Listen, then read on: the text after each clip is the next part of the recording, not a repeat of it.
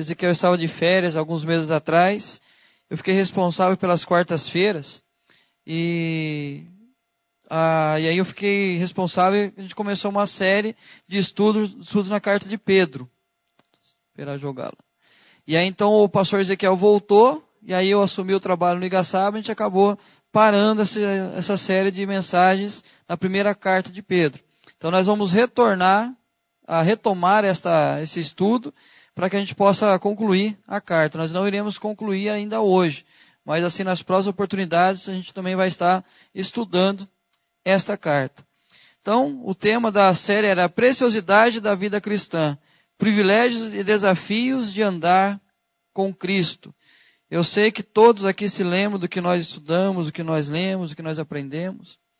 Já faz só uns 3, 4 meses, então vocês estão tudo na mente, tranquilinho. E aqueles que estão chegando já vão ficar inteirados do assunto. Não, gente, eu sei que eu tive que dar uma lida também, dar uma pesquisada, para poder voltar a esse estudo. E aí então eu fiz um breve resumo daquilo que nós já estudamos, para que todos nós possamos aí pegar o mesmo vagão e não ficar olhando na janelinha. Nós falamos um pouco da realidade do nosso tempo, como nós estamos vivendo os nossos dias. Quais são as realidades que nós enfrentamos ao longo dos dias aí. Então nós vimos, por exemplo, os valores cristãos são questionados. Quando nós então lutamos por aquilo que nós cremos, o que a palavra nos diz, nós somos diretamente questionados. A vida cristã é colocada em xeque. Será que há espaço na sociedade para viver um cristianismo puro? A fé pode ser razão de discriminação. Então hoje você não pode discriminar nada, mas se eles discriminarem você por consequência da sua fé, você não tem o que fazer. Abandono da fé tem sido normal e contínuo. Igrejas têm sido alvo de chacotas. Pastores tornam-se o centro das atenções, com acusações na maior parte sem fundamentos. Na maior parte, não digo que todas, mas na maior parte sem fundamentos algum. E isso gera alguns riscos. Como, por exemplo, abrirmos mão da nossa fé, porque já que vem tanto embate, tanta coisa contrária, tanto pensamento diferente, nós corremos o risco, então, de abrir mão daquilo que nós cremos. Nós começamos a questionar os nossos próprios valores. Será que é desse jeito mesmo? Será que isso não era só naquela época, naquele tempo? Afinal, hoje os tempos são outros, os costumes são outros. Será que não era apenas para a família do meu pai, dos meus avós? Hoje é século 21, a nossa mente é outra, o nosso tempo é outro. Nós começamos a questionar os valores. Começamos a nos adaptar a uma nova realidade. Nós começamos a viver uma nova realidade a partir daquilo que o mundo tem feito. E o risco do cristão deixar de ser a referência, o padrão de Deus. Então, nós corremos o risco de perder a questão que Deus colocou a cada um de nós, de sermos, então, a referência para a sociedade. Então, nós deixamos de ser referência porque agora estão colocando outras pessoas, outras situações, outros valores, e aí, então, nós começamos a cada vez mais ficar quietinho no nosso canto e corremos esses riscos aí diariamente. E aí nós falamos da carta de Pedro, que ele destaca várias vezes a palavra preciosidade. Então, vários textos vai dizer, então, sobre a preciosidade da fé, a preciosidade do sangue de Cristo, a preciosidade da pedra angular que é Cristo, o precioso Cristo, o precioso Espírito. Então, nós vamos perceber que Pedro destaca diversas vezes essa palavra preciosidade. E uma das coisas que nós falamos naquela vez, e nós reforçamos agora, sempre que você ler um texto da Bíblia, e você vê que ele está repetindo várias vezes uma mesma palavra, tem alguma importância aquilo. Não é apenas o costume do autor, não é apenas as palavras sempre utilizadas por ele, mas ele quer demonstrar alguma coisa, ele tem um objetivo para destacar aquilo que ele está dizendo. Então o fato é, a preciosidade é trabalhada a carta toda de Pedro. E aí, Pedro se refere de duas formas aos seus primeiros leitores, peregrinos e estrangeiros. Muitas vezes nós lemos essa carta já com o pensamento principalmente dos nossos hinos, das nossas mensagens, que nós somos peregrinos neste mundo. Mas Pedro ele escreve primeiro no sentido sociológico da palavra. Por exemplo, peregrinos significa termo específico e técnico para designar uma classe de população que, embora residente no lugar, não tinha plenos direitos de cidadania, geralmente por serem estrangeiros ou por trabalharem em serviços considerados inferiores. Então Pedro escreve dirigindo essa palavra a eles. Por quê? Porque eles não sentiam ali, eles não tinham ali cidadania. Então eles não poderiam, não tinham uma classe específica que dava autoridade para eles ou que dava uma referência para eles. Então eles eram considerados menores e estrangeiros. Eram aqueles que residiam temporariamente num lugar por diversos motivos, negócios, interesses religiosos, estudos, e eram considerados inferiores aos primeiros aqui, que é os peregrinos. Então, só para a gente entender, eles não tinham cidadania. A gente deu o exemplo de alguém que mora num lugar que não é a cidade dele, e, por exemplo, tem as eleições, ele não pode votar em ninguém daquela cidade, porque ele não tem direitos naquela cidade. Ele não pode recorrer aos seus direitos ali, porque ele não é cidadão daquele lugar. Então, a gente vê que Pedro direciona essas palavras para eles. Por quê? Porque eles eram considerados uma classe inferior. Eles eram rejeitados dentro daquela classe, daquela sociedade, e cristãos viviam uma pressão social, discriminação religiosa e hostilidade local por consequência de seus valores. Nada diferente dos nossos dias hoje. Nada diferente das nossas realidades hoje. Então, hoje é muito mais fácil você defender qualquer outra causa do que a sua fé. É muito mais fácil você ser processado por guardar a sua fé do que você lutar por outros valores. E aí, Pedro utiliza precioso para recordar aos cristãos que, apesar da discriminação, eles é que eram preciosos. Então, apesar de olharem para eles desta maneira, obviamente, queridos, Pedro também utiliza peregrinos estrangeiros na questão da fé, do reino de Deus que é sobre eles, não eram daquele reino, mas a princípio os seus leitores faziam parte dessas classes sociais. E aí, a partir daí, então, ele vai levar para o significado, para o sentido que é o reino de Deus sobre eles. A ética é a ética do reino de Deus. Os princípios são os princípios orientados pela palavra de Deus. E aí nós trabalhamos, em cima disso, duas preciosidades. A primeira delas é que nós somos o povo eleito de Deus. Nós somos o povo eleito de Deus. A primeira preciosidade que nós vimos é exatamente essa. Por que é preciosa a vida do cristão? Porque nós somos o povo eleito de Deus. E aí nós falamos algumas coisas afirmando nesse eleito de Deus. Primeiro, eliminação dos males que tiram a sede espiritual. É no capítulo 2 de Pedro que ele vai falar isso. Despojando-vos, portanto, de toda maldade, dolo, de hipocrisias, inveja, de toda sorte de maledicências. Então, eliminar todos os males da nossa vida que tiram de nós a sede espiritual. Segundo, buscar por ações que direcionam ao crescimento. Ele vai dizer, desejai ardentemente, como crianças recém-nascidas, o genuíno leite espiritual, para que por ele vos seja dado crescimento para a salvação. E aí, discernimento constante em Deus, de quem somos. E aí ele fala da questão da pedra angular. Se nós estamos em Cristo, ele é pedra preciosa. Se não estamos, ela então é a pedra de tropeço, de condenação para nós. E aí então nós temos discernimento constante de quem nós somos. E alcançando aquilo que já somos pela fé. Sempre lembrando o que é alcançar aquilo que nós já somos pela fé. Nós somos o povo eleito, nós somos aqueles resgatados por Deus. Então, pela fé nós já somos. Agora precisamos viver isso na prática. Não é simplesmente viver no âmbito da fé, mas buscar aquilo que é na prática. E, concluindo, unindo-se na missão de Cristo, que deixou a cada um de nós. Nós somos propriedade exclusiva de Deus, a fim de proclamarmos as suas virtudes. Então, ou seja, como povo eleito de Deus, a primeira preciosidade, nós temos esse dever. E a segunda preciosidade, a liberdade cristã. A liberdade cristã. Porque estáveis desgarrados como ovelhas, agora, porém, vos convertestes ao pastor e bispo da vossa alma. E dentro disso aí nós vimos 4 realidades. Liberdade que nos leva à escravidão, liberdade que nos leva à submissão, liberdade que nos leva ao serviço e liberdade que nos leva ao sofrimento. É interessante pensar nisso, que é um paradoxo, que é esse. Como assim escravos livres?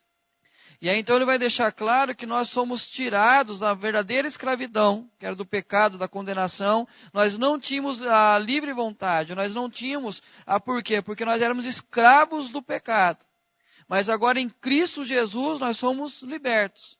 E essa liberdade que leva à escravidão, significa o quê? Eu sou livre de todo o senhorio, mas eu sou escravo de Cristo Jesus. É um Senhor que me dá a liberdade. A liberdade que me leva a me submeter à vontade de Cristo, que é boa, perfeita e agradável.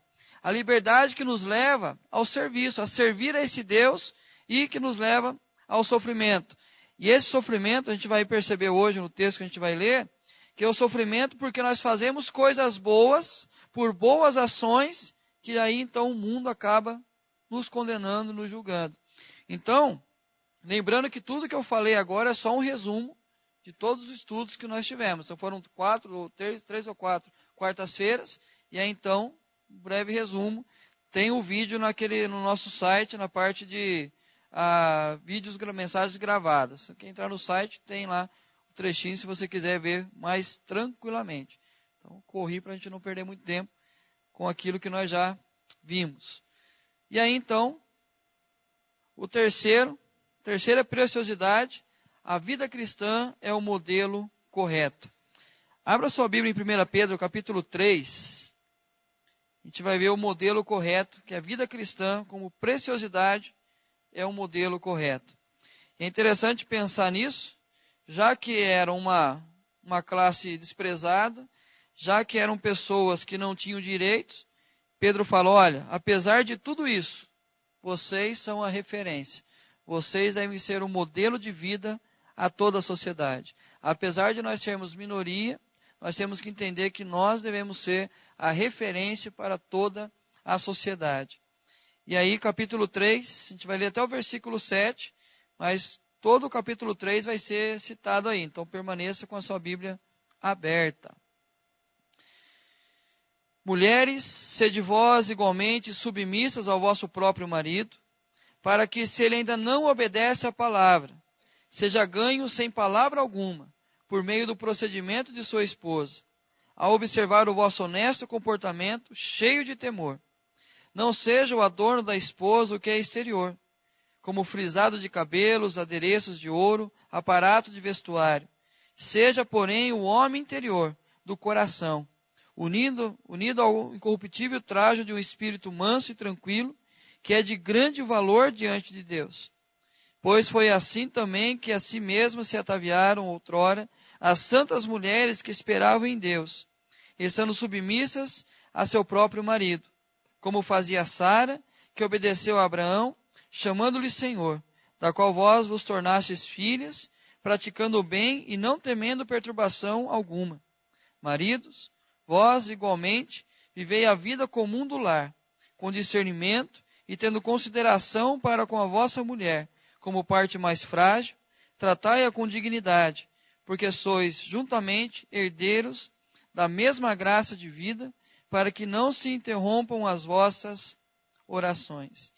Então Pedro vai começar, nesse trecho, falar diretamente na questão de relacionamentos. Então Pedro destaca o fato de que, apesar de um povo discriminado, os cristãos devem se destacar em meio à sociedade, sendo referência a ela. Portanto, devem ser um modelo de conduta para todos.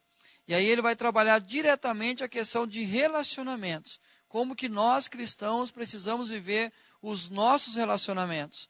E quando nós pensamos na nossa relação com Deus, ela é refletida diretamente na nossa relação com o nosso próximo. Se a gente fala que é aquilo que João vai dizer, se eu falo que eu amo a Deus a quem eu não vejo, mas eu não amo o meu irmão a quem eu vejo, está errado.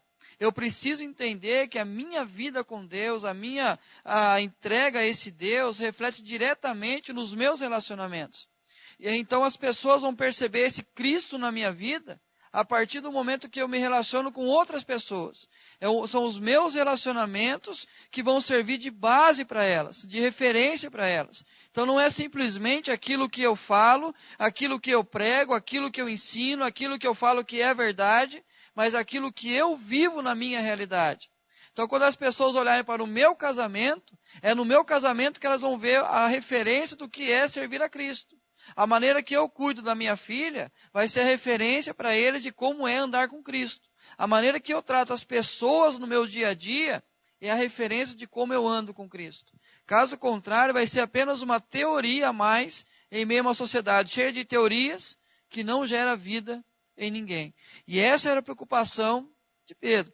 Vocês estão enfrentando várias dificuldades, porém, vocês precisam ser referência. Primeiro, ele vai falar da questão do relacionamento conjugal.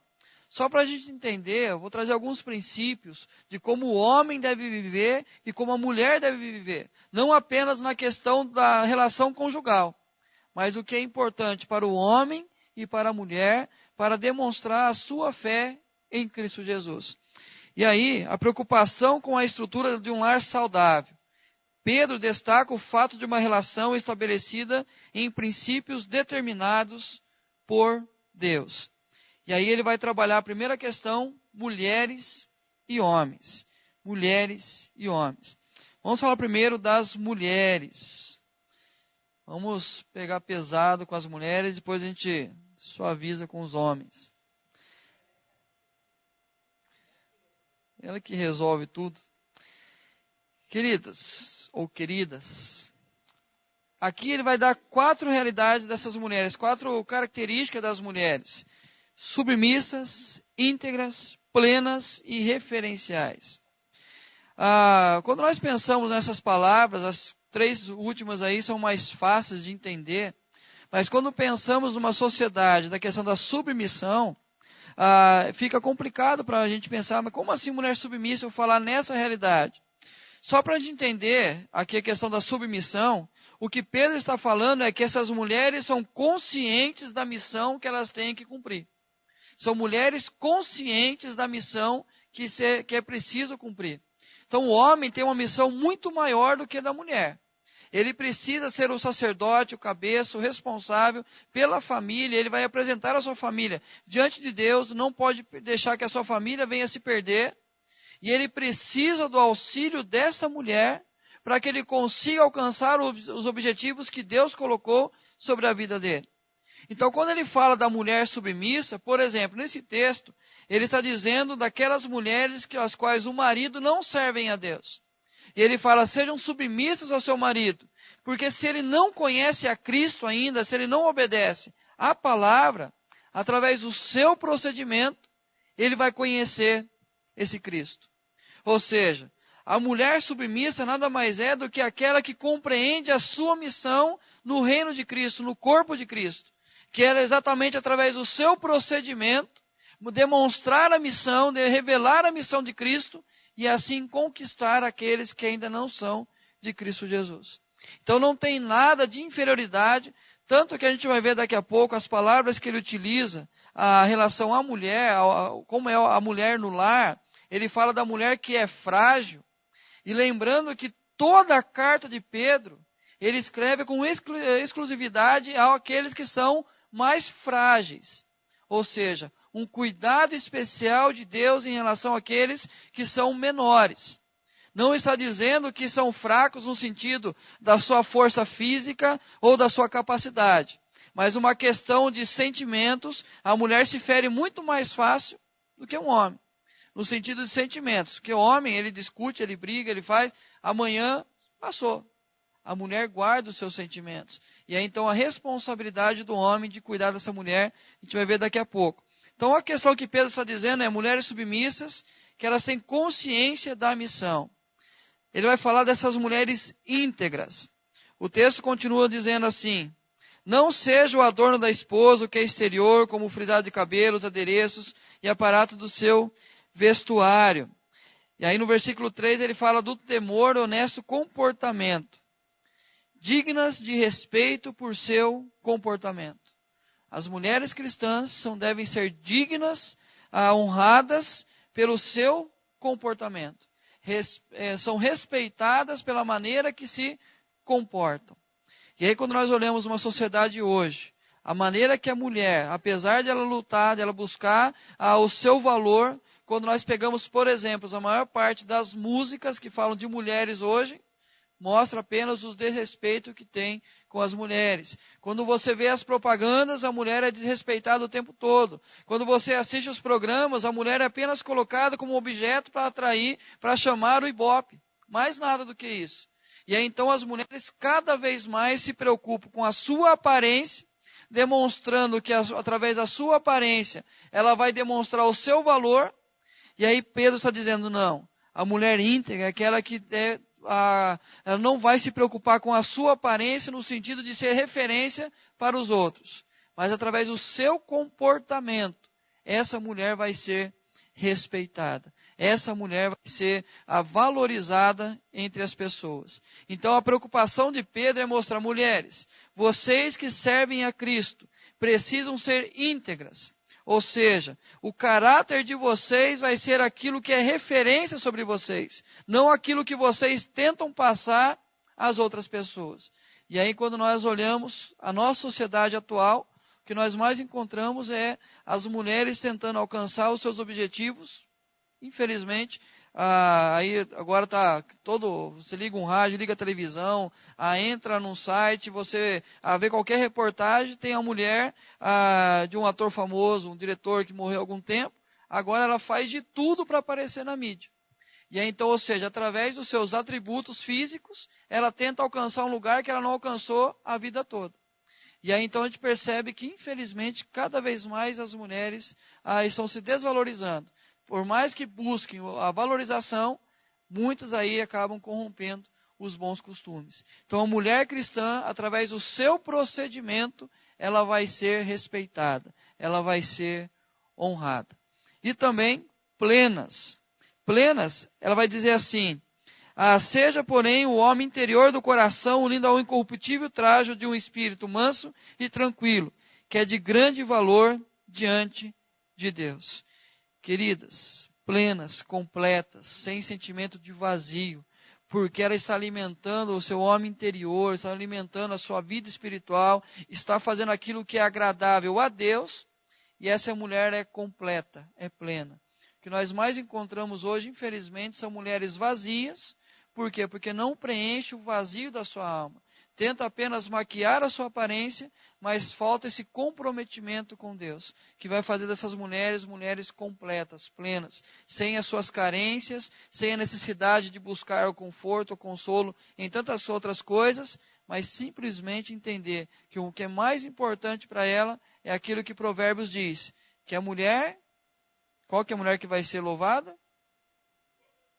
A que teme ao Senhor. A mulher virtuosa é aquela que teme ao Senhor. Ou seja, aquela que é enganosa é a graça e vã a formosura. Mas aquela que teme ao Senhor, essa será louvada. Então a gente vê que a importância que Pedro está dizendo, mulheres, vocês que servem a Deus, sejam então plenas, sejam íntegras. E assim vocês serão referenciais a outras mulheres. Ele cita, por exemplo, Sara. Vocês têm como referência Sara. E aí então vocês têm alguém que teve a sua oportunidade, que viveu um padrão de vida, que pode ser referência para vocês. E aí então passa de geração a geração, mulheres que são referências às outras gerações. Por exemplo, Paulo escreve a Timóteo, escolhe mulheres. E aí vai dizer assim, olha, você tem mulheres idosas, mulheres sábias, que essas mulheres sejam referências às mais novas, para que as mais novas também sejam boas esposas. Então, a mulher cristã, ela sempre vai ser referência, desde que ela esteja vivendo essa realidade de Cristo. Então, mulheres, vocês são referenciais para outras mulheres. Quando nós olhamos, sempre falo, se a gente vai, por exemplo, no shopping, você olha a mãe e a filha passeando, você não sabe quem é a mãe e a filha. Principalmente se pegar o vestuário e colocar um do lado do outro e falar assim, qual que a mãe vai usar? Por quê? Porque são mães que vivem a mesma vida das suas filhas adolescentes. E aí então, eu sempre falo isso, eu sou como amiga para ela. Não, é mãe. É mãe que também é amiga, mas não é como amiga. Porque amigo a gente acaba desrespeitando, a gente fala no mesmo tom, a gente fala com as mesmas autoridades. Então, tem que ter essa referência da mãe. Então, ou seja, a mulher que é cristã, a mãe vai olhar para ela como um modelo, como um padrão de vida. E aí, então, o que eu quero ser quando crescer, eu quero ser exatamente como a minha mãe é. Eu preciso ter a minha mãe como referência para a minha vida. E aí, quantas filhas que hoje não têm uma referência? Quantas mulheres na sociedade não têm uma referência? Por quê? Porque não encontram essa referência nas mulheres cristãs. Então, vocês, mulheres, têm uma grande responsabilidade de viver isso para que vocês, através da submissão, da integridade, da vida plena de vocês, sejam referenciais a outras. Homens presentes, sábios e prudentes. Os homens precisam ter essas 3 características para demonstrar a sua fé em Cristo. Ele vai dizer, maridos, vós igualmente vivei a vida comum do lar. É interessante que eu li alguns comentaristas sobre esse texto. A vida comum do lar, ele está dizendo assim, more com a sua esposa. More na mesma casa que a sua esposa mora. Viva sob o mesmo teto que ela vive. Ou seja, assuma a sua esposa. Viva com ela, esteja com ela. E aí, então, quando eu comecei a ver essas coisas, eu falei, como? Porque geralmente a gente lê esse texto, vida comum do lar, tipo, esse marido tem que ajudar a lavar a louça, tem que ajudar a limpar a casa, tem que ajudar a cuidar dos filhos, precisa fazer aquilo. E é óbvio que nós precisamos fazer isso. Mas o que ele está dizendo é que assuma a responsabilidade da sua esposa. Entenda que você é responsável pela casa que você mora. Então é o homem tomando o seu lugar de cabeça dessa família, de chefe desse lar, de ser o sacerdote na sua casa. Mas o que nós percebemos é que hoje, os homens abrem mão dos seus lares para viver as suas aventuras. Não digo as aventuras amorosas, mas voltam apenas como era quando era adolescente. Vivem com seus amigos, querem apenas brincar, fazem coleção de carrinhos, fazem coleção daquilo, de outra coisa, compram uma moto do ano. E aí então, ou seja, foge da responsabilidade de homem da casa. Então, como eu vou ser referência às pessoas, ao olhar para a minha família e ver que a Janaína assumiu o lar, assumiu todas as responsabilidades, porque eu estou preocupado com outras coisas. Como pode ser referência aquele que não assume a sua própria família, a sua própria casa? E aí é importante que os homens sejam presentes no lar. Sejam presentes nas decisões, no cuidado dos filhos, no cuidado com a esposa. Os homens precisam ser referência nesse sentido de presença. Ele vai falar, sábios, ele vai dizer, maridos, tenham consideração para com a vossa mulher como parte mais frágil. Tratai-a com dignidade, sabedoria, honrar as esposas, honrar as suas esposas. Entender que Deus, a Bíblia vai falar que o homem que encontra a sua esposa, o que ele achou diante do Senhor? Tesouro. Encontrou graça, achou favor do Senhor. Então, homens, nada mais foi do que um favor do Senhor para você conseguir casar. Então, é apenas um favor que Deus fez para a gente conseguir casar. Então, olha que preciosidade que nós temos. Deus colocou na nossa mão, na nossa vida, alguém que nós devemos cuidar dela. Alguém que nós devemos tratar com honra essa mulher. Nós precisamos colocar ela em destaque como nossa esposa. E aí a preocupação, então, que Pedro tem para que os homens sejam sábios ao tratar a sua esposa.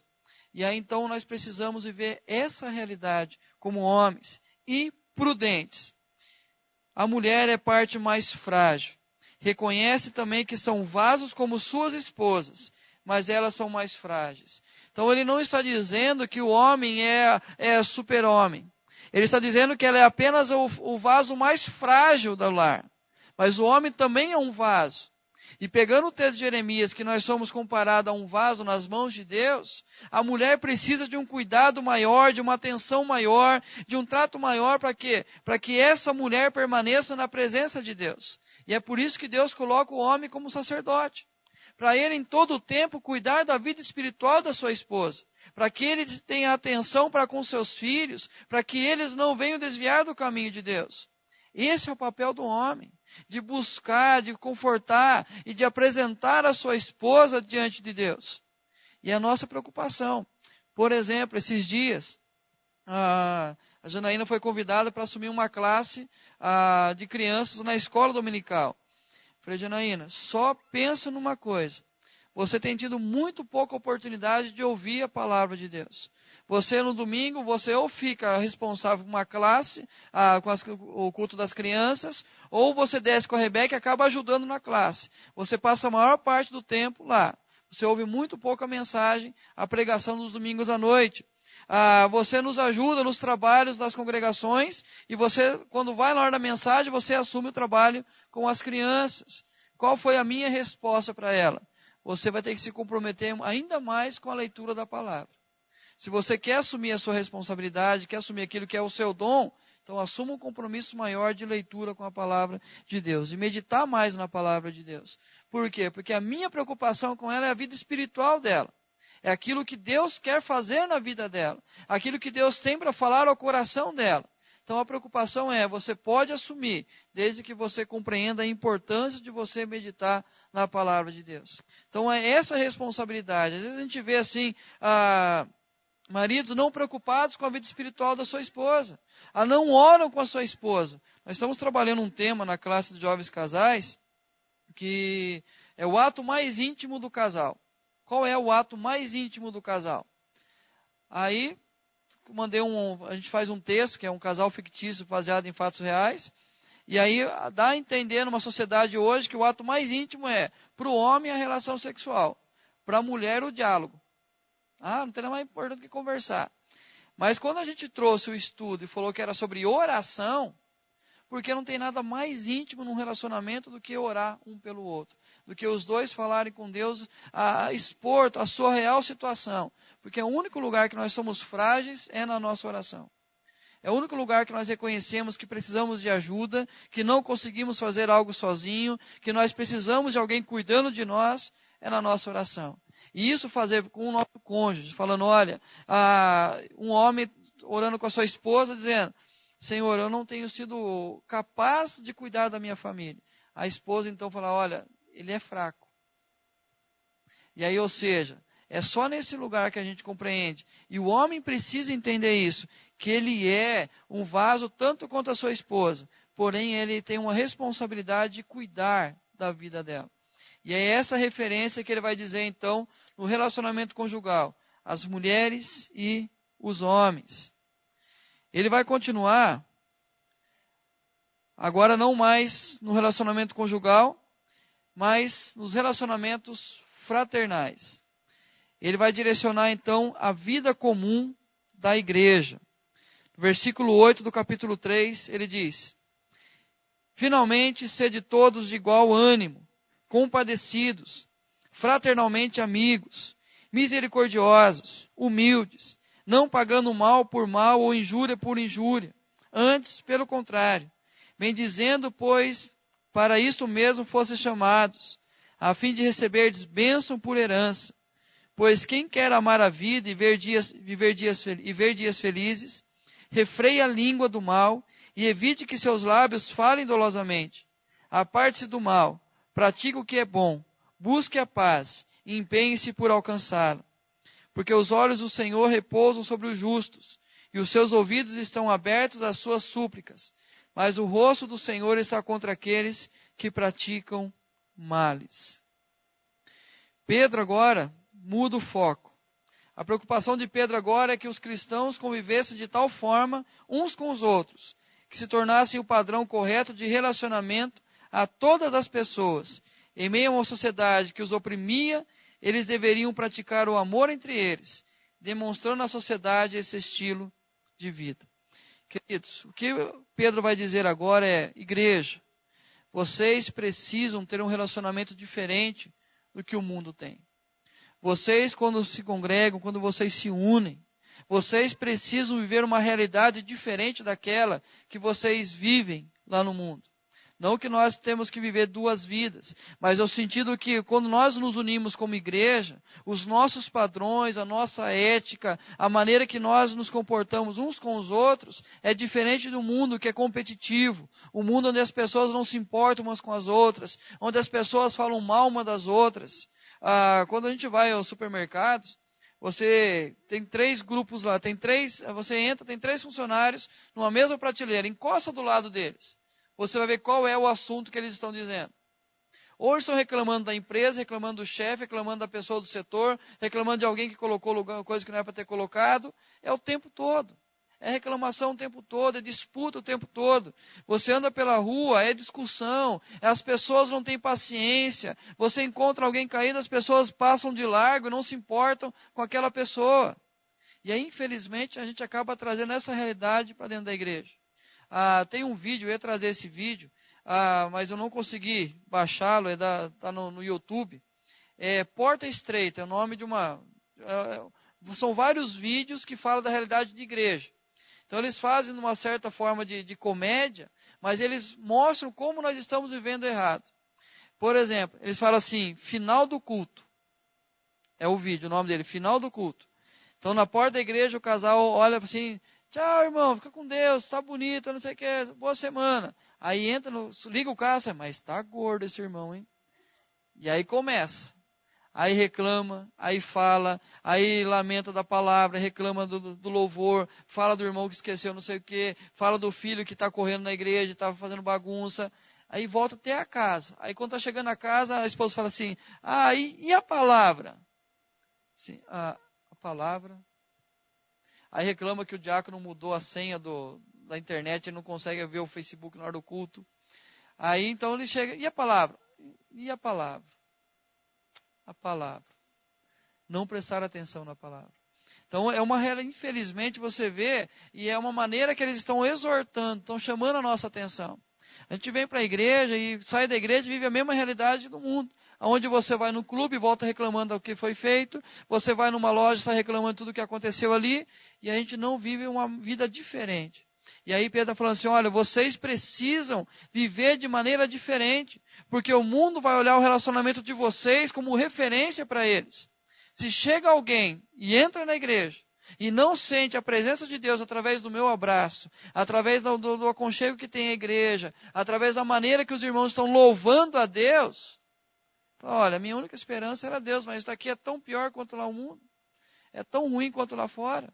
As pessoas falam mal de uma da outra como falam lá fora. E aí Pedro vai falar assim, não, finalmente sede vós igualmente de igual ânimo. Ele vai falar dessa questão da unidade. Igual ânimo é a mesma coisa que Atos fala. A mesma alma, o mesmo coração. E nós entendemos que nós somos um corpo, nós somos uma família, e nós sentimos as mesmas dores uns dos outros, sentimos as mesmas alegrias uns dos outros, nós estamos aqui com o mesmo objetivo, com o mesmo alvo, que é conhecer a Cristo. É essa unidade que a igreja precisa viver, é essa unidade que a igreja precisa desfrutar em todo o tempo. Mas, queridos, ele fala que nós devemos ser também prudentes, e esse prudentes, precavidos de como viver, do que falar e de como reagir diante de situações adversas. Como que nós estamos vivendo com os irmãos? Qual tem sido a palavra que nós estamos dizendo para as pessoas? O que essas pessoas ouvem quando nós falamos a elas? Como é a nossa relação? Ele vai dizer, não pagando, sejam fraternalmente amigos, misericordiosos e humildes, não pagando mal por mal ou injúria por injúria, mas antes bendizendo, pois isto mesmo fossem chamados, a fim de receberdes bênção por herança. Queridos, prudentes e pacíficos. O que depender de nós, devemos buscar a paz e empenhe-se por alcançá-la. O que depender de nós, nós temos que buscar a paz com todos e nos empenhar para buscar essa paz. Não é simplesmente cumprimentar, oi, ó, eu fiz a minha parte. Mas é você lutar, se empenhar para que a igreja viva em paz, para que a igreja permaneça em paz. Então depende totalmente de mim. Para que a igreja mantenha a paz, a harmonia, a convivência, depende de mim. É exatamente isso que Pedro está dizendo. Nos relacionamentos fraternais, como igreja, nós precisamos manter esse padrão. Para que quem chegar aqui, ela vai encontrar essa unidade, essa importância que nós temos uns com os outros. Então a igreja deve responder aos ataques vivendo a unidade. Então, por mais que a sociedade nos ataque, por mais que as pessoas dizem que a igreja não tem mais espaço na sociedade, que Deus já não existe mais, a igreja precisa responder tudo isso através da sua unidade. Então, olhar a igreja lutando pelo mesmo objetivo, a igreja vivendo a mesma realidade, a igreja se importando uns com os outros, amando uns aos outros, se importando uns com os outros. Essa é a preocupação, então, que Pedro vai dizer. Continuando, relacionamentos missionais. Agora Pedro troca o foco. Agora a relação do cristão com o não cristão. Destaca o fato de existir a oposição. Porém, a igreja não pode deixar de praticar o bem, pois fazendo o bem glorifica a Deus. É agora a nossa relação com o mundo. A nossa relação com aqueles que não conhecem a Cristo. Olha o que diz aí o versículo 13 do capítulo 3. Ora, quem é que vos há de maltratar, se for zelosos do que é bom? Mas ainda que venhais a sofrer por causa da justiça, bem-aventurados sois. Não vos amedronteis, portanto, com as suas ameaças, nem fiqueis alarmados. Antes, santificai a Cristo como Senhor em vosso coração, estando sempre preparados para responder a todo aquele que vos pedir razão da esperança que há em vós, fazendo todavia com mansidão e temor, com boa consciência, de modo que naquilo em que falo contra vós outros, fiquem envergonhados os que difamam o vosso procedimento em Cristo. Porque se for da vontade de Deus, é melhor que sofrais por praticardes o que é bom do que praticando o mal. Ele fala, o que vão falar de vocês se vocês são zelosos para aquilo que é bom? Mas, se por acaso eles falarem de vocês, não fiquem preocupados, não fiquem alarmados, não deixem de praticar aquilo que é bom. Então a nossa relação com aqueles que não conhecem a Cristo deve ser firmada então. Ele fala da realidade proporcionada pela oposição. Olha o que a oposição nos traz. Sofrimento, ameaças e calúnias. Sofrimento, ameaças e calúnias. É o tempo todo. Então, o tempo todo você, por exemplo, entra numa rede social, tem lá, agora vai acabar com a igreja, vai fechar a igreja, agora querem fazer um documento lá que a igreja vai deixar de existir, que a igreja é isso e aquilo. Ameaça o tempo todo. A calúnia, dizendo várias coisas que ofendem a fé cristã, as mentiras, as ameaças. A igreja sofre por consequência disso. O preço a ser pago é alto demais. Mas essa é a realidade proporcionada pela oposição. E como nós devemos reagir diante disso? O posicionamento diante da oposição. Ele vai dizer que nós não devemos ficar alarmados, não amedrontados. Não devemos ficar alarmados. Não adianta a gente pensar, não, mas agora vai acabar mesmo. Liga aqui na igreja, pastor, é verdade que o culto não vai ter hoje, porque foi proibido. É verdade que a gente não vai poder mais pregar a palavra de Deus. É verdade isso ou aquilo. Não fica alarmado, fica tranquilo. Deus está no controle de todas as coisas. Deus é o Senhor de todas as coisas. E aí então ele vai dizer, olha, vocês não pensem que vocês vão serem proibidos de viver a fé que vocês têm. Eles vão falar de vocês, vão levantar calúnia contra vocês. Queridos, a igreja já tem aí depois de Cristo 2000 anos. A nossa igreja aqui na cidade tem quase 140 anos. Quantos desafios, quantas afrontas, quantas calúnias, quantas ameaças levantaram em relação à igreja ao longo da história. E a igreja permanece com as suas portas abertas. Nós continuamos a viver a nossa fé.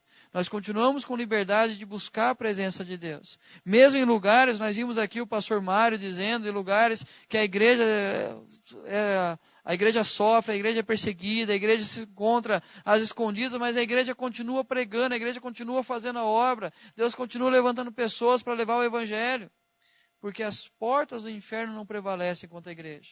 Essa é a certeza que nós temos que ter sempre. Então não devemos ficar alarmados, preocupados. As coisas vão acontecendo, vai se afunilando, mas Deus é o Senhor da história. Ele continua conduzindo tudo isso. E também manter o foco. A minha grande preocupação, nós falamos isso na primeira mensagem dessa série, quando a gente olha, por exemplo, alguns pastores defendendo a sua visão em alguns programas, se torna apenas um debate psicológico, sociológico, antropológico, mas deixa de lado o foco principal, que é Cristo. Mas o que Pedro está dizendo aqui é assim no versículo 15: antes santificai a Cristo como Senhor em vosso coração. Então, antes de ficar alarmado, preocupado, mantenha o foco. O seu foco é buscar a presença de Cristo, é andar com Cristo, é conhecer a Cristo, é servir a Cristo. Então não devemos ficar preocupados com aquilo que o mundo está fazendo. O meu foco é Cristo. As pessoas dizem que não há mais fé, que não há mais Deus. Eu não me preocupo com isso, porque o meu foco é Cristo. E assim eu tenho que andar diariamente, preocupado com a minha relação pessoal com Cristo. A partir disso, as pessoas vão entender a fé que eu tenho. Elas vão entender o compromisso que eu tenho com Deus. E aquele texto de Zacarias que diz que quando o judeu passasse depois da restauração, as pessoas pegariam nas vestes deles e iriam dizer: leva-nos contigo, porque nós temos a certeza que Deus está na vida de vocês. E é essa a realidade que nós devemos viver na nossa vida. Andar com Cristo, manter o foco em Cristo o tempo todo, para que as pessoas olhem para nós como referência para elas. De alguém que conhece, de alguém que anda, de alguém que realmente experimentou desse Cristo na sua vida.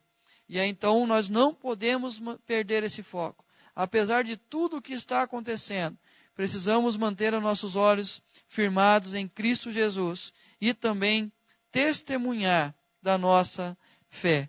Testemunhar da nossa fé. Ele continua o versículo 15 dizendo: estando sempre preparados para responder a todo aquele que vos pedir razão da esperança que há em vós. Responder a todos aqueles que nos questionarem da razão da nossa fé, da razão da nossa esperança.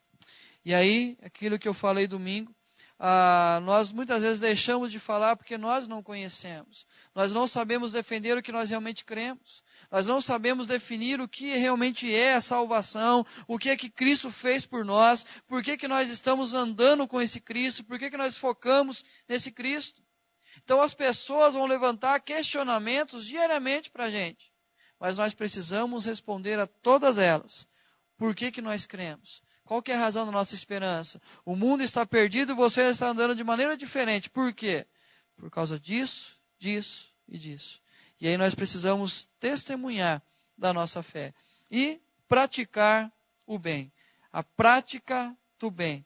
É interessante que ele diz assim: fazendo todavia com mansidão e temor, com boa consciência, de modo que naquilo que falo contra vós outros, fiquem envergonhados os que difamam o vosso bom procedimento em Cristo. Continuar praticando o bem. Continuar nos nossos relacionamentos praticando o que Cristo praticou, o que Ele nos ensinou. Então aquilo que vem como acusação contra nós, quando eles olharem para nós, vão ver uma outra realidade. Olha, o que eu pensava do crente hoje é diferente. Quando falavam de igreja evangélica, eu arrepiava. Já ia, como diz o pessoal, já ia com os dois pés porque não queria nada. Mas hoje, quando eu vim, fui recebido, eu entendi a preocupação de vocês, me ligaram outro dia perguntando se eu estava bem, foram na minha casa. Olha, é diferente. É diferente. A avó da Janaína, ela sempre fala assim, quando eu conheci a Janaína, aí o nome da avó da Janaína é Silanira. Então, a primeira vez que ela falou, eu não entendi, falei assim: vó, chama a senhora de vó também. Então, agora fica por vó. Mas ela fala assim para todo mundo: olha, o pastor, meu genro, ela me chama de genro dela, meu neto, cada hora é uma coisa. Que a Janaína também ficou morando um tempo com ela, então acabou sendo, tem 2 sogras, gente. Mas que benção, tem 2, não, mas 2 são bem amorosas, eu gosto da minha sogra. Mas quando a gente pensa assim, ela olha assim e fala assim, não, ela tinha uma visão totalmente diferente de pastor. E as pessoas têm uma visão de pastor que é interessante. Eu fui no aniversário de uma criança esses dias, e tinha várias famílias que não eram da igreja. Quando as crianças vinham brincar comigo, sabe qual era a reação delas? Respeite, pastor, vem pra cá, vem pra cá. Eu ia brincar com as crianças, elas corriam de mim porque a mãe não deixava brincar comigo. Aí assim, não, porque não pode tocar no pastor, não pode chegar perto do pastor. Então, quando as pessoas vão conhecendo e elas vão olhar, tudo aquilo que elas falam, elas vão se envergonhar. Elas vão se arrepender daquilo que disseram. Por quê? Porque elas vão ver no nosso bom procedimento, no nosso amor demonstrado, que é diferente. Quem anda com Cristo é diferente. E, queridos, qual que é a referência que você e eu temos para continuarmos crendo nisso, continuarmos vivendo essa realidade nos nossos relacionamentos? Ele vai concluir esse texto que nós lemos aí, do capítulo 3, ele vai falar assim no versículo 18. Para a gente encerrar, vai dizer, pois também Cristo morreu uma vez pelos pecados, o justo pelos injustos, para conduzir-vos a Deus, morto sim na carne, mas vivificado no Espírito, no qual também foi e pregou os espíritos em prisão, os quais no outro tempo foram desobedientes, quando a longanimidade de Deus aguardava nos dias de Noé, enquanto preparava a arca, na qual poucos, a saber, 8 pessoas, foram salvos, através da água, a qual, figurando o batismo, agora também vos salva, não sendo a remoção da imundícia da carne, mas a indagação de uma boa consciência para com Deus, por meio da ressurreição de Jesus Cristo, o qual, depois de ir para o céu, está à destra de Deus, ficando-lhe subordinados anjos e potestades e poderes. Queridos, ele fala dessa referência para nós, que é Cristo Jesus. Que é Cristo que suportou tamanha oposição dos pecadores para que pudesse salvar a sua vida e a minha vida. Passou por tudo aquilo que passou para que nós fôssemos resgatados, reconciliados com Deus. E agora nós temos esse livre acesso à presença de Deus. Então esse Cristo é como referência para cada um de nós, para que diante de todo esse sofrimento, ameaças e calúnias que o mundo nos proporciona, eu continuo mantendo firme a minha fé, eu continuo andando com Deus, continuo servindo a Deus, continuo crendo nos valores que Deus tem colocado na minha vida, que Ele tem me ensinado através da Sua palavra, para que eu seja referência a este mundo. E aí, a recompensa primeiro para a minha vida é salvação, santificação e superação de tudo isso. A recompensa que eu tenho, essa preciosidade da vida cristã, é receber a salvação, a santificação e superar todo o sofrimento que me é causado por consequência da minha fé. Então, preciosidade da vida cristã, nós vimos aí hoje a questão de sermos referência. Não tem nada mais precioso para nós do que sairmos hoje da igreja, entender que as pessoas estão olhando para nós como referenciais para elas. As pessoas estão olhando as nossas atitudes como atitudes de quem teme a Deus, de quem ama a Deus, de quem faz o que é correto, de quem faz o que é certo. E aí quando nós olhamos a realidade hoje, que infelizmente o evangelho hoje, a igreja evangélica hoje, o testemunho dela, infelizmente, é triste demais em meio à sociedade, nós precisamos resgatar esses valores que Cristo nos ensinou, que Cristo fez na nossa vida, que nós andamos com Cristo e nós somos diferentes. Apesar daquilo que fazem, a igreja cristã é diferente. Aqueles que andam com Cristo realmente é diferente. Essa semana, a grande acusação em relação à igreja são alguns evangélicos que se reuniram com a presidenta para orar com ela. E aí quais eram os interesses? Cada um mostra qual o interesse que tinha, o que estavam buscando naquele momento. E aí o que é o papel nosso de orar pelos nossos líderes, agora é confrontado por quê? Porque os interesses mudaram. E aí nós precisamos mostrar que nós somos diferentes, que nós vivemos de maneira diferente. E como que eu vou demonstrar isso através da minha fala, da minha teologia, do meu conhecimento? Não. Quando olhar para a minha relação com a minha esposa, a minha relação com a minha filha, a relação que eu tenho com as pessoas da igreja, a relação que eu tenho com as pessoas lá fora, aqueles relacionamentos breves que nós temos de 5 minutos numa fila de supermercado, no caixa que nós passamos, a maneira que nós tratamos as pessoas, é dessa forma que eles vão olhar para nós como referência para eles. E aí a responsabilidade, lembrando o tema da série, privilégios e responsabilidades de andar com Cristo. O privilégio que nós temos é que Cristo, nós somos um povo eleito, temos a liberdade e nós somos referências. Mas tudo isso nos traz grandes responsabilidades. Amém? Que Deus nos abençoe e nos capacite a viver essa realidade. Então, capítulo 4, quem sabe daqui 4 meses, guarda tudo na sua mente. A gente volta para estudar. O pastor já está no capítulo 2 de Isaías, né? Então, falta pouco para terminar o livro de Isaías. Terminando, a gente volta a terminar a carta de Pedro.